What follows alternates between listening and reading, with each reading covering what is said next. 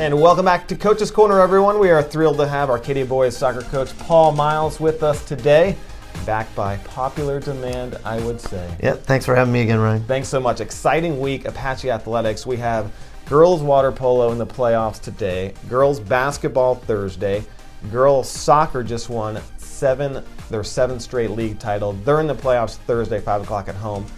Tomorrow, you guys, the Apache boys. First things first. Back in the playoffs. That's right.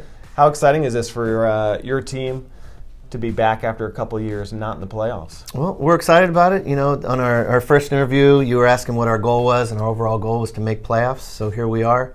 Albeit it's a wildcard game, so we got to win to get in, but we're confident. We're clicking on all the right cylinders right now. We're getting guys back healthy, and we're at full strength. So we got a home game. Going to be a night game under the lights. Going to hopefully get a giant crowd, and we'll see what happens. So what exactly, wild card kind of play-in game, what in the world does that mean, and how does that work? It just means that, we've got an 8-team league, so top four teams from our league will go. First and second place team generally will get a first round game, and third and fourth, it just means that you haven't quite done enough to pique the interest of the CIF voters, so you're going to have to show us a little bit more, and that's what we plan on doing. So you guys, you mentioned it, you guys are pretty healthy heading into the playoffs, that's good. Who do you have back, and how confident are you feeling like you got the full boys ready to go and feeling good? Yeah, center defender Noah Morton rolled his ankle a few weeks ago. He's been out. Ishmael Rahman he's a midfielder, can also play on the wing. I would say probably our most dynamic and dangerous player. It was a big loss missing him. Just as a confidence thing overall for the entire team to have everybody back. Also the flu just killed us. Had a lot of guys out with the flu and stuff. So everybody's back, and I think just having everybody back, and we've got a senior captain, Alex Williams, right now that just his energy and leadership on the field and just his overall hard work is contagious. Everybody's buying into it, and they're trying to match the intensity, and things are going well for us right now. So how excited are the players? I mean, this is especially you have 7 seniors on the team. This is kind of what you play for, to have a chance in the CIF playoffs. Senior year, you have your chance, home game, under the lights. Mm-hmm. How much excitement within the team and the program? They're very excited. They were excited 2 games ago when they realized point-wise, mathematically, we were going to be going in. Just matter of was it going to be second seed or was it going to be third seed. So the last 2 games they've been playing very inspired. They're excited about this game. They've never seen a CIF game before. But playing the type of teams that we've played in our league, Crescenta Valley is very strong, Pasadena is very strong, Burroughs is very strong. That type of atmosphere, we've done it before, so I think they'll be hopefully used to it. And there are 2 or 3 games we've put together 40 good minutes. So either one half or the other half. The other half we've kind of struggled and played ourselves out of it.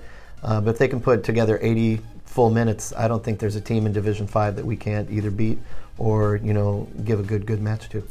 How exciting is this as a program? 2 years ago, rough going league, winless, and then just 2 years later, second place in league, in the playoffs. I mean, that's got to feel pretty good. That's a big turnaround. Absolutely. It just has to do with the attitude of the boys. Nobody likes to lose. 2 years of losing, I think they've lost some tough games in those years, and they didn't want to feel that way anymore. I also give a humongous amount of credit to the assistant coach that came on at the beginning of this year, Edgar Espinoza. He's done an amazing job with the boys. He's fair, but he's very, very much a disciplinarian, and he holds them accountable. And being a walk-on coach, the job that I do at the high school, I'm not always able to be there for the entire practice. So he's there on time every day. He's got the guys going. They've bought into what he and I have implemented them to do in a huge way. And I think that's been the difference, just the intensity that he's brought and the way they just want to give the result that we know that they can give. Edgar's even come out and help our First Ave boys team as well. So that's what I hear. Very good guy, very good coach.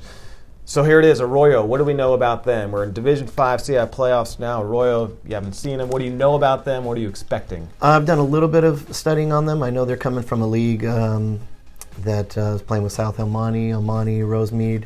They're a fourth-place team coming out of their league, which, doesn't mean anything. They could have had injuries and sicknesses too. We're a third-place team coming out of our league. But like I said before, I think our league, the strength of schedule that we've had and the teams that we've played, I don't believe, having not seen any of these other teams play, I don't believe there will be a team that is going to be as good as Crescenta Valley or Burroughs or Pasadena. Very, very strong, and we stayed with them. So like I said, I think we can play with anybody. So how do you prepare for a team? In football, the teams will exchange tape and do that sort of thing among coaches.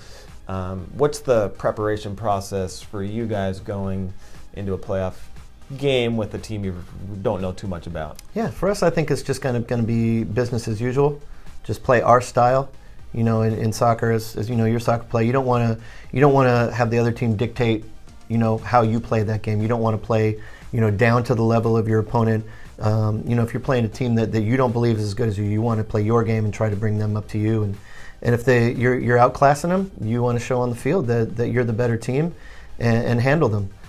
So I think we're just going to continue to prepare the same way we've done this entire year, and just play our style and our formation, and hope that if for whatever reason we decide to get down in the first half or so, not revert to old ways and just stick to the formation and the plan. And I think everything will take care of itself. So Wednesday night, 5 o'clock at home. That's right. Against Arroyo. CIF wildcard game. No, you're not looking ahead, but do us the honor of looking ahead a little bit. What would happen if you guys win? If we win Wednesday, we'll play Friday up in Santa Paula, which is up in, I believe, up Oxnard, Santa Barbara area. Mm-hmm. I did a little pairing myself with the bracketology, if you will, and I think if we are going to make it all the way to the quarterfinals, and we're going to see a tough Sierra Vista team who we've played for the last 3 years ago. We started playing, so we played them 2 years in a row. They gave us a good match both times, beat us both times, but I think this year's team matches up a little bit better with them. So I'm calling it right now. I think we're going to have a tough quarterfinal game, hopefully at home against Sierra Vista. You heard it here first. I appreciate the confidence. That's it. Coach Paul Miles, congratulations on a terrific playoff Thank you, buddy. season, getting the boys back in the playoffs. And as always, we appreciate you stopping in Coach's Corner. And after you win this week, we'd love to have you back for that quarterfinal matchup. Yeah, we'll see you then. All right, thanks everybody. Coach Paul Miles and the Apaches, Wednesday night, 5 o'clock at Salter Stadium. We'll see everyone out there. Thank you so much.